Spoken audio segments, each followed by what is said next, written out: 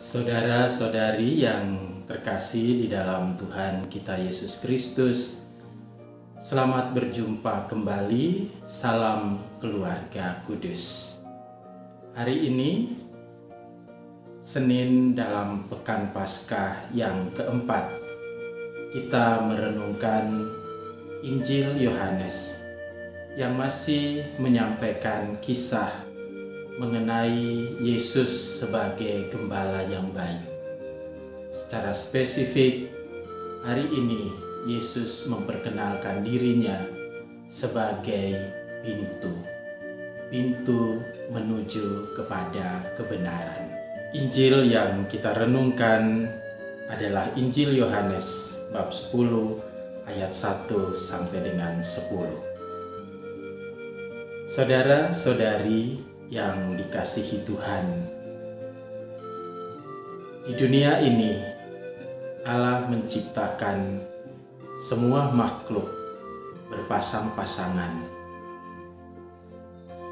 pagi dan petang, siang dan malam, daratan dan lautan, langit dan bumi, laki-laki dan perempuan, jantan dan betina, hitam dan putih, dan masih banyak lagi, bahwa kesemuanya berpasang-pasangan. Dan di dalam hidup sebagai seorang pribadi, kita juga selalu dihadapkan pada dua hal, kematian dan kehidupan. Kita selalu dihadapkan pada dua hal, kebaikan dan keburukan, kebenaran dan kejahatan.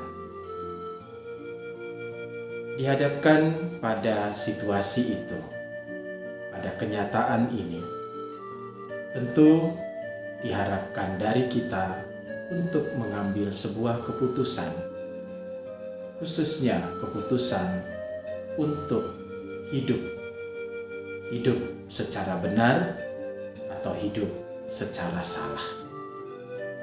Bagi kita, orang-orang yang dibaptis dalam nama Tuhan kita Yesus Kristus, tentu saja hidup yang benar adalah hidup menurut perintah-perintah Tuhan yang ada di dalam kitab suci dan yang diajarkan oleh gereja.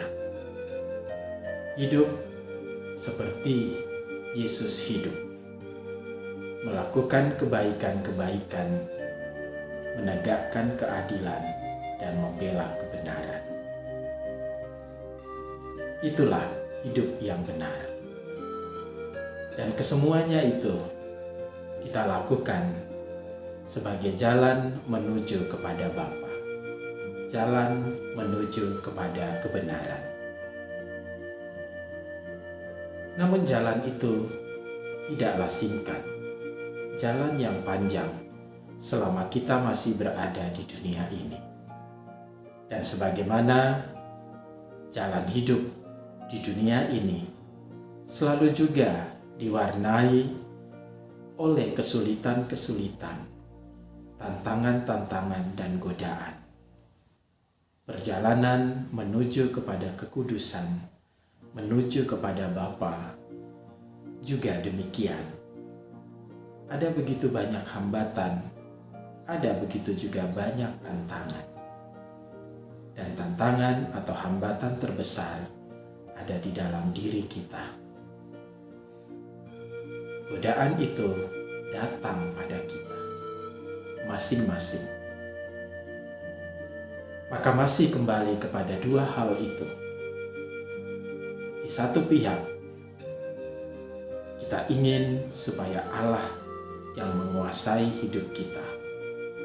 Tetapi bersamaan dengan itu juga, ada si jahat, si iblis, setan yang juga ingin menguasai diri kita, yang juga ingin mencuri kita dari Tuhan, dari Allah.